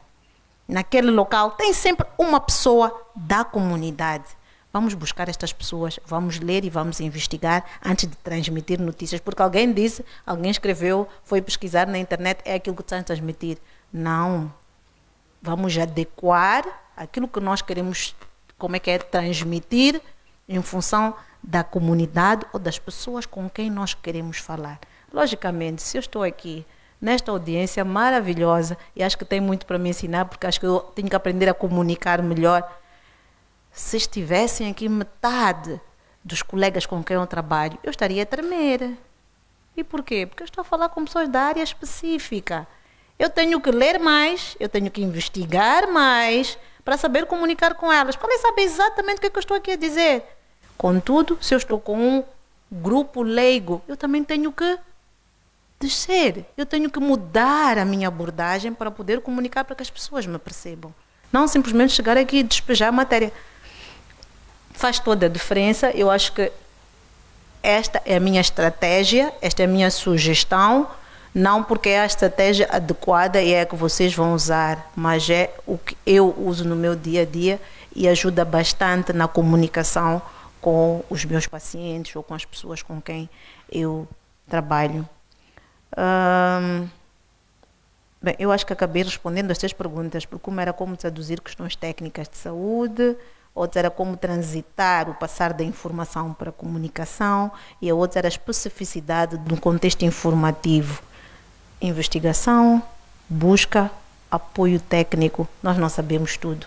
E em qualquer sítio que nós estivermos, uma das primeiras coisas que a gente tem o hábito de fazer quando vai à comunidade é, antes mesmo de dizer o que é que nós vamos lá fazer, tentar perceber como é que eles vivem, qual é a cultura e quais são os hábitos de saúde, de prevenção. Depois disso, mais facilmente nós vamos conseguir transmitir o que a gente veio trazer, porque vamos tentar adequar aquilo que já é o dia a dia destas pessoas. Eu espero ter respondido a todas as questões. Houve um colega lá, acho que falou de enquadramento adequado. Não entendi muito bem qual era a questão, então vou deixando para depois. E muito obrigada, espero ter satisfeito as perguntas, está bem? Obrigada.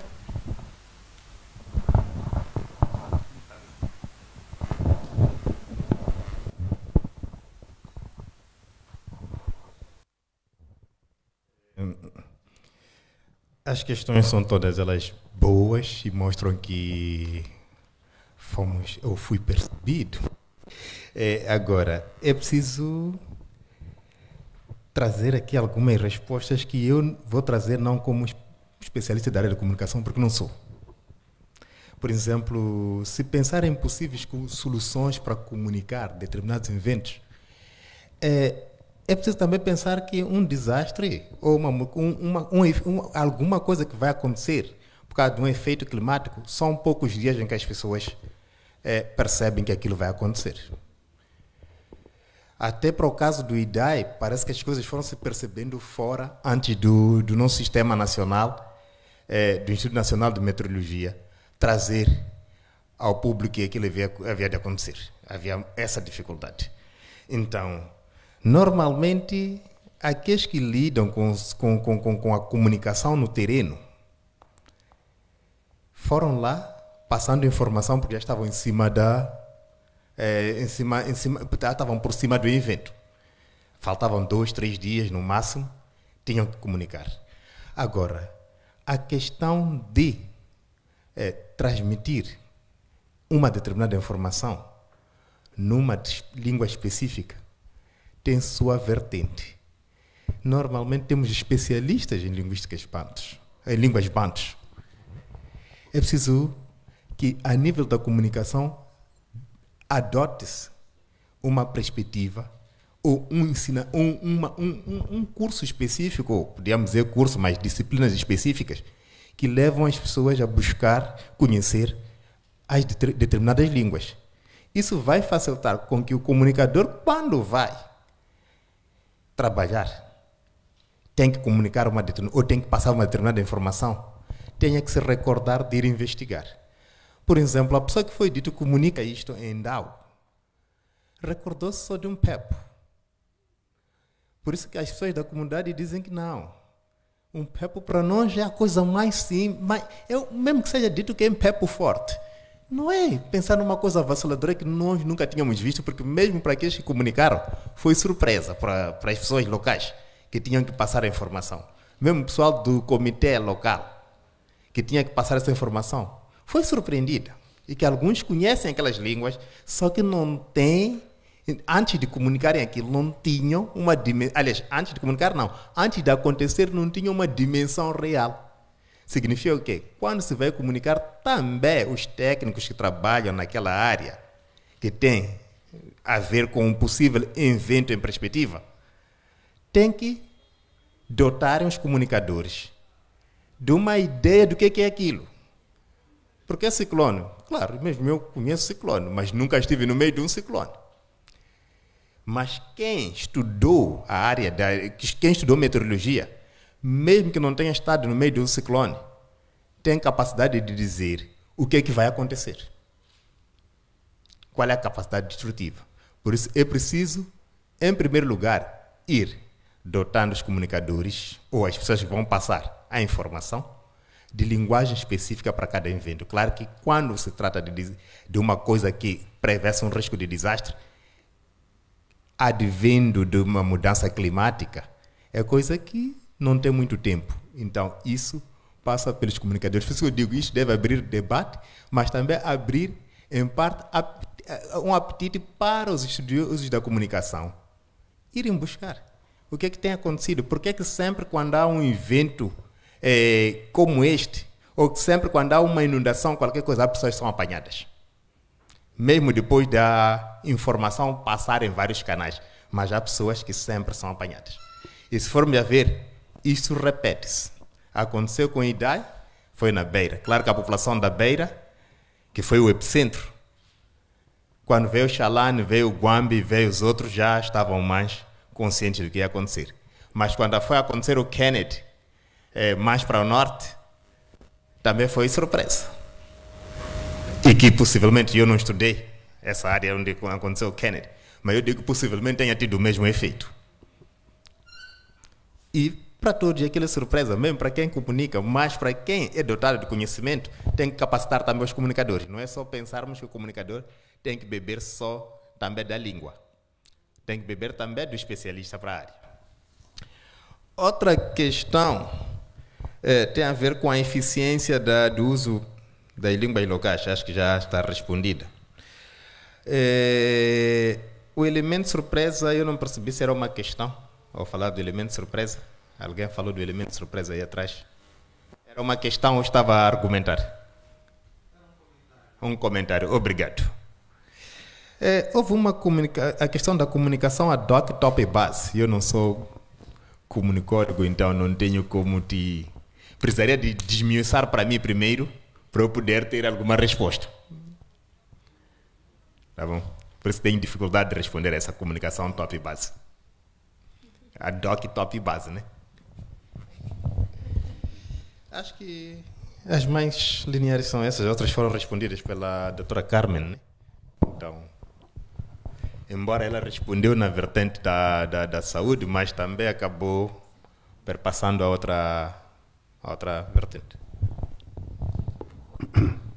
Sim, eu, continuando, talvez havia de começar pelo comentário da surpresa, para depois ir para a questão da política, da Organização Mundial da Saúde, China, Estados Unidos.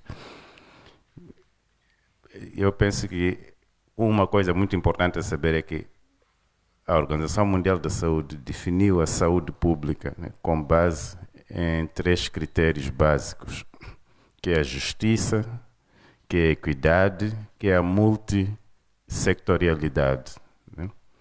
Então, isso já está definido acho que há mais de 20 anos quase, né? Quase 20, muito mais de 20 anos, já está definido. O objetivo disso qual é? É que no passado a abordagem de saúde pública era uma abordagem de dizer a cólera, então o senhor não pode comer nas barracas, como nós fazemos aqui em Moçambique, porque nas barracas as condições de higiênica não são muito boas, porque há cólera. Ou esse tipo de intervenções, são intervenções punitivas, né? Porque afetam a senhora que vende a comida, afetam o indivíduo que só tem dinheiro para comer aí no Espanelana e coisas assim. Então são medidas punitivas, porque não apresentam uma alternativa ao indivíduo que tem que ir comer na barraca, a senhora que tem que ir vender aquela comida, naqueles carros abertos, onde quer que seja, não apresentam uma alternativa. Mas isso já é uma coisa antiga. Então, em termos de saúde pública, as medidas para combater pandemias não são medidas novas. A surpresa é quando é que a pandemia vem. Mas as medidas de prevenção que devem ser implementadas, não só na área da saúde, mas na área de transportes, na área de saneamento, na área de urbanização, na área de infraestruturas urbanas, isso já se sabe, não é surpresa. A surpresa é o governo não saber. A surpresa não é a ventania, não é as encheias, não é o rio. Isso é que nós não sabemos. Porque uma característica tanto da globalização, como o colega bem explicou, e como das mudanças climáticas, é que os eventos são cada vez mais imprevisíveis, né? Muito mais drásticos, imprevisíveis e violentos.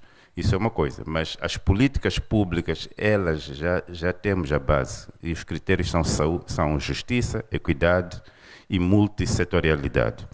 E a equidade é um conceito muito importante aqui, porque diz que qualquer medida de saúde pública deve pensar até que ponto os seus efeitos têm impactos diferenciados em diferentes grupos populacionais. É muito simples. Não precisamos de saber, só precisamos de saber do princípio para atuar. Então, é isso que deve informar o processo de tomada de decisão. Então, isso resolve o assunto surpresa. Agora, o resto é como lidar com aquela pandemia em particular. Eu vou dar um exemplo aqui que tem um país onde... Eu penso que aqui em Moçambique falou da doutora Rosa Marlene. Nós tínhamos uma pessoa a dar uma conferência de imprensa, era assim, né? Ela ficava lá de pé no pódio, lia aquele relatório e depois no fim dizia lave as mãos com cinza, lave as mãos com isso, come cenoura, como tinham, depois do comunicado, tinham umas 3 ou 4 coisinhas aí embaixo. E acabou, os jornalistas saíam, escreviam sobre aquilo. Noutros países, tinha 4 pessoas assim, ou 5. Tinha a Rosa Marlene deles, depois vinha o inspetor-geral de trabalho, depois vinha o indivíduo de transportes, depois vinha o indivíduo de ação social. Cada um deles estava a dizer a cada dia o que é que a instituição dele estava a fazer, quantas pessoas foram atendidas, quais foram as dificuldades que tiveram no dia anterior. Todos os dias na comunicação, isso é comunicação mesmo, tinha 4 ou 5 dirigentes de áreas-chave do hospital, né, para dizer qual era o estado dos hospitais, o que estava a acontecer com as mulheres grávidas, atendimento, quais eram os assuntos, noutras doenças que não eram a Covid. Então, a pessoa que era responsável pela pandemia, pela Covid, vamos por assim, como doença, como vírus, era uma. As outras 4 ou 5 eram de outras áreas. É isso que quer dizer com multissetorialidade, porque já está definido pela Organização Mundial da Saúde. Isso traz-me para o segundo ponto que foi levantado aqui por 2 colegas sobre a questão do poder, né? A questão do poder, a comunicação como poder. Houve uma coisa muito interessante na luta entre a China e os Estados Unidos. Não foi uma luta sobre a origem dos vírus, foi uma luta para se calar uma determinada forma de fazer saúde pública que punha em causa a estrutura de saúde pública dos Estados Unidos. Os Estados Unidos é o único país onde a palavra saúde pública não faz sentido. Entende? Não faz sentido, não existe essa palavra nos Estados Unidos.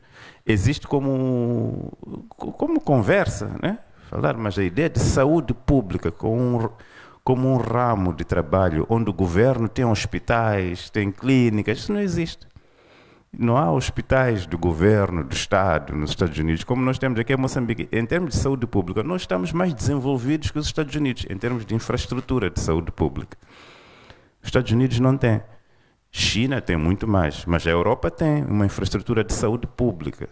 Então, os Estados Unidos não tinham. E para responder a uma pandemia, era preciso tomar medidas de saúde pública, né, ou implementar políticas públicas que punham em causa todo o sistema de política econômica americano.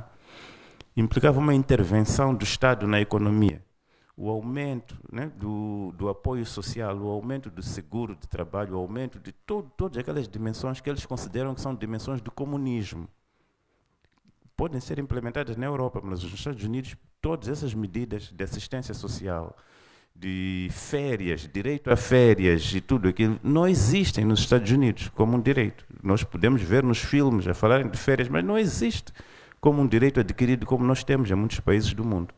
Então, a pandemia da Covid desafiou aquilo que é o cerne do American Dream que vemos nos filmes, que é uma ilusão que não tem nenhuma realidade prática. Então, neste sentido, muito do conflito que houve entre Donald Trump e a Organização Mundial de Saúde não foi um conflito porque Trump é maluco. Trump foi um dos maiores estrategas da época, porque conseguiu fazer com que o American Dream, o sistema americano de vida, resistisse ao impacto da pandemia. E por isso eu digo, eu reconheço a grandeza dele. Eu não gosto do que ele fez, né? Eu estou totalmente contra aquilo, né? Na perspectiva de saúde pública e na perspectiva de justiça e equidade, ele perdeu uma grande oportunidade de mudar o mundo, né? Neste sentido, eu estou totalmente contra o que ele fez, mas ele foi brilhante. E isso traz-nos aqui a Moçambique na questão do foco comunicação como poder, né? e a falta de comunicação como criadora da pobreza. Eu penso que Moçambique implementou exatamente o modelo americano, né? De forma brilhante também. Falou de tudo menos da justiça e de equidade. Fez tudo menos justiça e equidade. Yeah. Organizou toda, como é que se diz? Toda a máquina de informação, toda a máquina de decretos, toda aquela beleza, né? Todo aquele cenário que foi criado. Mas em nenhum momento houve políticas públicas, uma ação do governo para resolver problemas de justiça e equidade. E tudo isso permitiu que o país saísse da pandemia tão bem ou mal como estava antes. Nada mudou. Em muitos países do mundo, como Japão, Singapura, China, Alemanha, Suécia, saíram com sistemas sociais mais ricos, mais fortes, né? Melhor preparados para novas surpresas. Saíram melhor preparados para novas surpresas. Nós podemos ter saído, mas não sabemos. A única coisa que sabemos é que conseguimos finalmente marcar carta de condução via telefone. É a única coisa que sabemos. Ou que já conseguimos. Quer dizer, mas de tudo que a pandemia podia ter trazido ao mundo, que trouxe ao mundo, nós só saímos com essa pequena facilidade que já não é preciso subornar, não é preciso conhecer um tipo lá para marcar o dia daquilo. Mas em termos de benefícios de ação social, que são primordiais, isso não aconteceu. A possibilidade de pessoas terem acesso em tempo real, porque morre-se em tempo real, não vamos esquecer. É a questão da justiça e equidade, morre-se em tempo real. Isso não foi comunicado. E não foi trabalhado. Significa que saímos tão despreparados, né, da pandemia como estávamos antes. E eu penso que esse exercício do poder também foi brilhante. Foi brilhante. O governo, ou o regime, neste caso eu ouvia dizer o regime, no sentido político, né, eu não sou no sentido de ciência política. O regime é aquele conjunto de instituições, né, ideias, instituições e procedimentos, né, que gerem, né, o país, vamos pôr assim, que orientam a governação do país. Não tem nada a ver com a Frelimo, não tem nada a ver com a Renamo, não tem nada a ver com a MDM. É que eu falo do regime e nós também fazemos parte desse regime. O regime saiu a ganhar, porque não mudou-se a estrutura do privilégio. Não se mudou a estrutura do privilégio.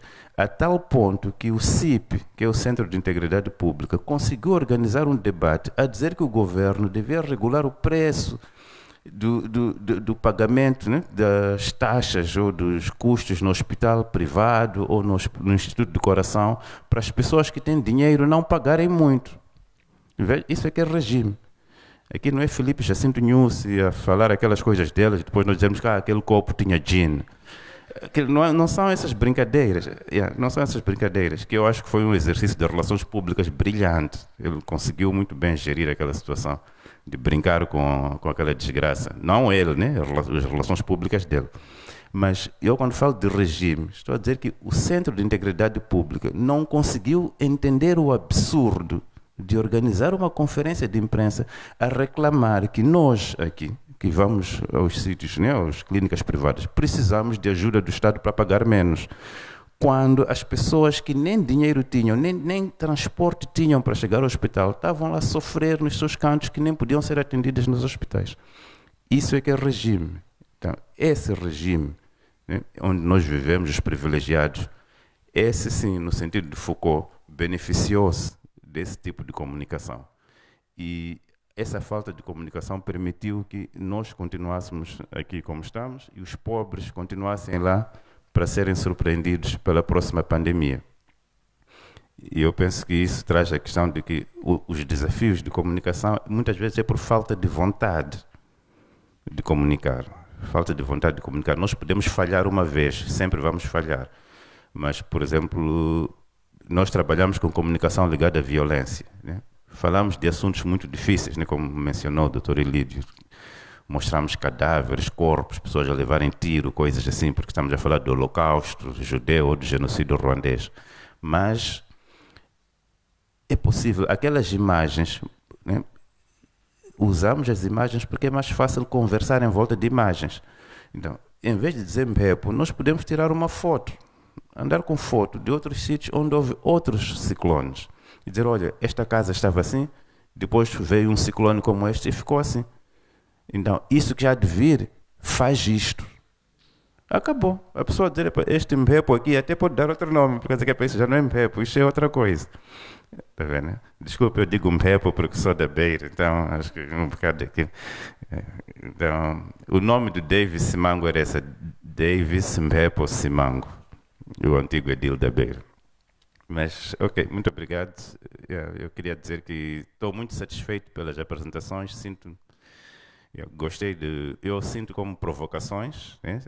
Provocações, e acredito que vamos enriquecer o nosso documento com base nisso, para ver se em dezembro apresentamos, quer dizer, tomando em consideração aquilo que vocês levantaram aqui, e recebemos outras perguntas vossas e dos que estiverem presentes. Obrigado.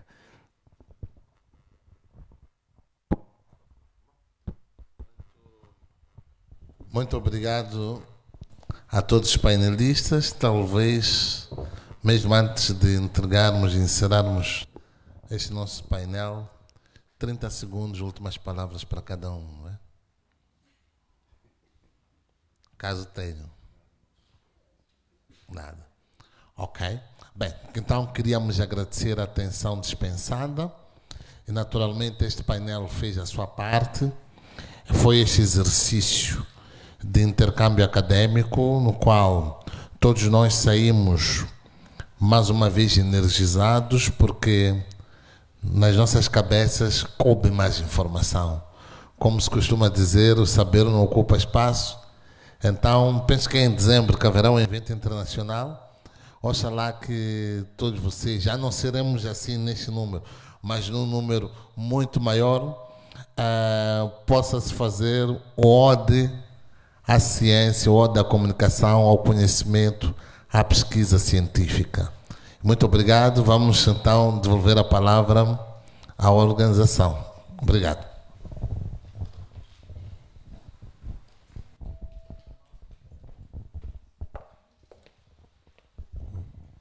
Mais uma vez, obrigado.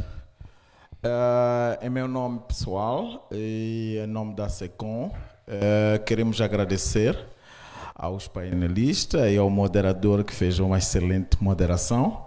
Os panelistas realmente foram intervenções excelentes e esperamos, como também o professor João Miguel já havia dito, este é um evento que é um passo para o grande evento de dezembro, dia 6 e 7, onde nós teremos a primeira conferência da SECOM, onde debates iguais a este irão acontecer.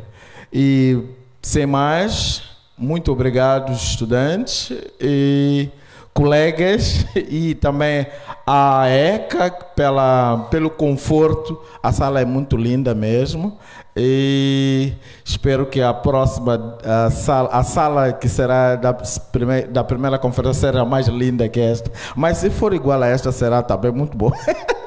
Ok, e obrigado, estudantes, pela cobertura do evento. Orlando, muito obrigado, e Kanimambo. E por agora damos por encerrado este evento, e Kanimambo.